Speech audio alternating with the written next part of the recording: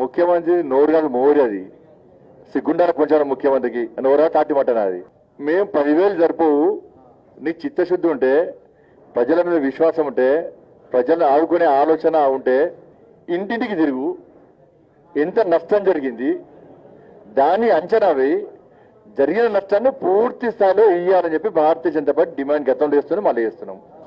Yes ఇవాళ మేము చేస్తూ ఉంటాం కదా. నేను భాగ్యలక్ష్మి చార్మినార్ దగ్గర భాగ్యలక్ష్మి టెంపుల్ ఉంటుంది ముఖ్యమంత్రి అది తెలుసో తెలియదు మరి వాళ్ళ అన్నకో బావకో బామ్మడికో ఫోన్ చేసి భాగ్యలక్ష్మి టెంపుల్ అని చెప్తారు ఆయనే ఓవేసియా చెప్తాడు.